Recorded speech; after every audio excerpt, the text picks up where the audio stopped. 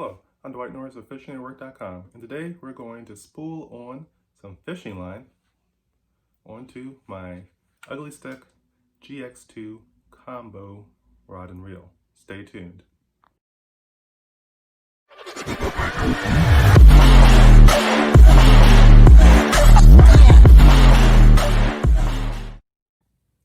So here is my spider wire stealth braid. It's 20-pound rated to test.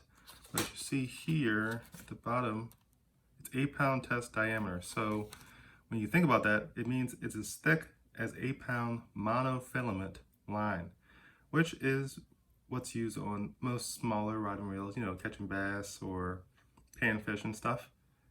And you can catch some pretty big fish with that, and it's actually even more enjoyable. This is up to 20-pound test because it's braided. And braided has its, strengths and weaknesses. We've talked about this in previous videos, and there's even a third type of line called fluorocarbon, which is able to float and is less visible in the water to fish. So people use it a lot for the leaders when they're using Carolina rigs or drop shots and stuff. But if you're catching a fish that doesn't care, or you need a strong, main line before you reach the leader line, a good braid will go well for you. Now, the thing I don't like about braid so much is tying on certain knots is really hard, especially when it's windy, because it's like a piece of cotton that makes up your clothes. It's twisted wire on itself, so when you reach the end, it's like a split end. It might split three or more times depending on how many what kind of braid line you have. I think they have up to 12 now, which is wild. And trying to spool that, put that through a tiny hole when it's trying to fray, stinks. And then you have to cut it again and hope it goes through. A way to get around that is maybe like take a lighter and burn the end of it so it fuses back together at that point, and then you can thread it through just like monofilament. There's also some braided types that have a coating around it. I think that's the kind of comes in like 8 or 12 like ply. You can think about it that way. It's like a toilet paper that's sheeted on itself, sheeted in layers.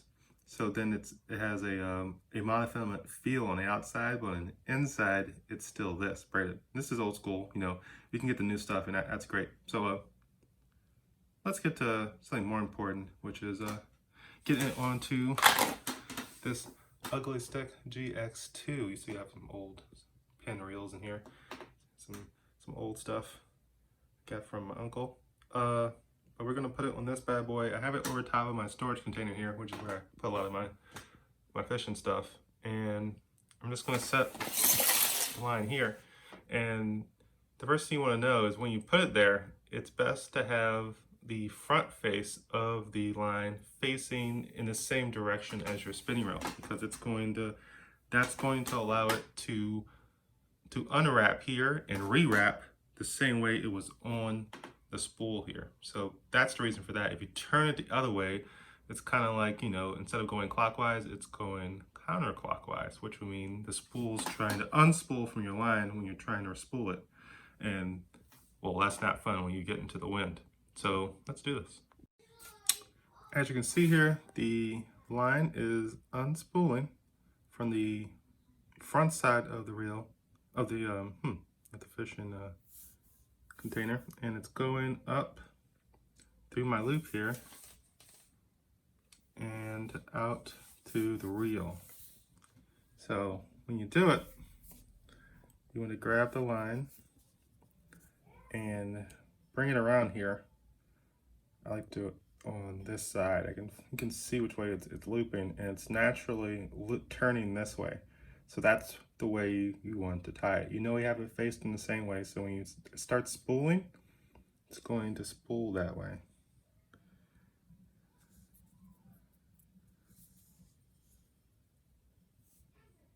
Just like that.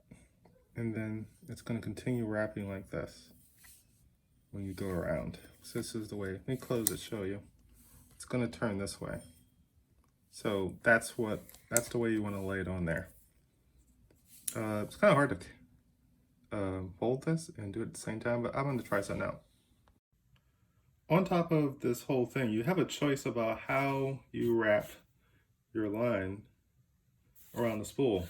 When I was younger, I used to just tie a simple knot around that and do it, you know, the simple like beginning of your shoestring. You just tie it, and I do that 3 times, and you know, that's cool.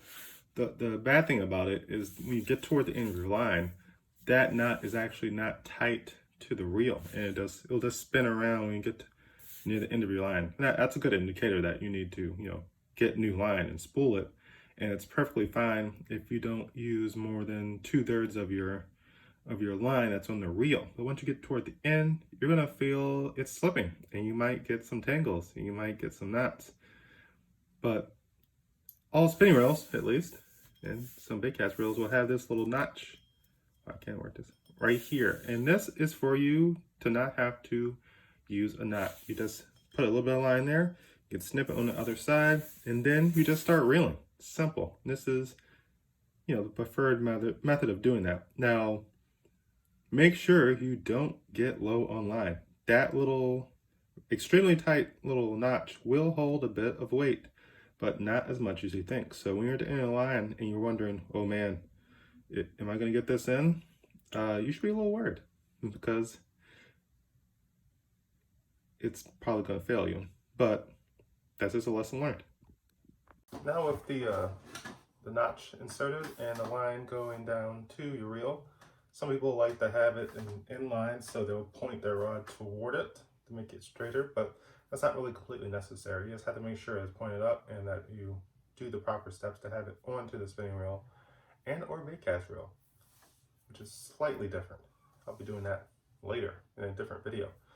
So another good thing to have to do is put tension on your line. If it's low, and like I just did mine, it's at the top level for the spool, which means it's going to be wrapping around the bottom.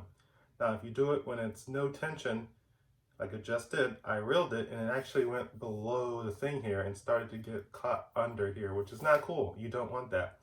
So it's best to either put tension on it here or just before it reaches the spool. Like I'll grab it at the handle here and I'll just start reeling.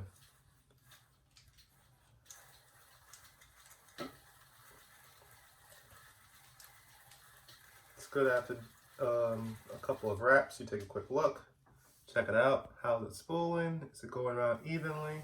As you can see here, it's not looking that bad. A couple of spools around and we're solid. So, you know, I'm gonna reel the rest of this. And it's 150 yards. Ooh, did I even check how much line this takes? Let's take a look. It's on the spool here. I'll let you look first. It's right there. Pause your video.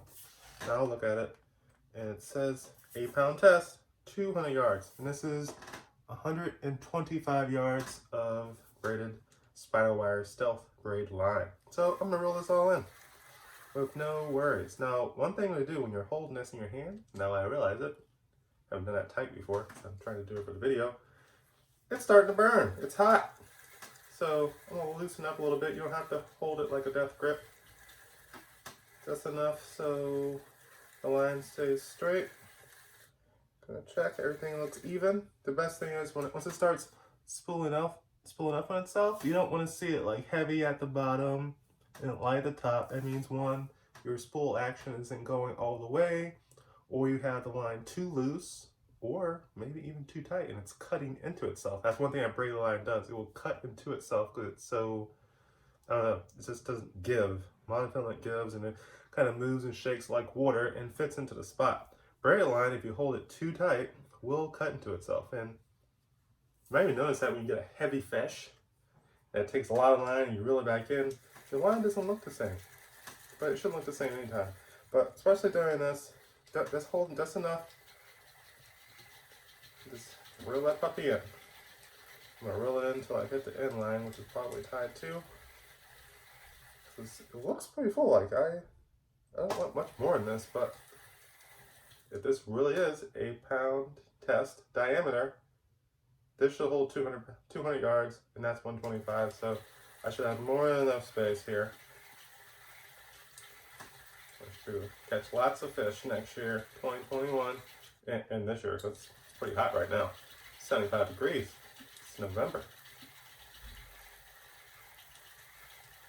Now, if you do not do your measurements right, you can just throw in anything. You throw in 20-pound test monofilament, and it tells you can only put like 75 yards in there, and you put like 150, you're gonna notice it's gonna be really close to the edge of the spool. And whenever you put any slack line on it, it's just gonna fall off the spool. And it's gonna be really freaking annoying. So don't do that. Starting to wonder maybe this is more than 125 yards. This thing is quite full.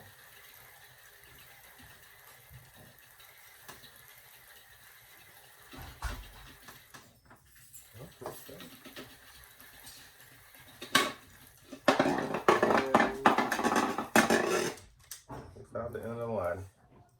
Caught ourselves a big one.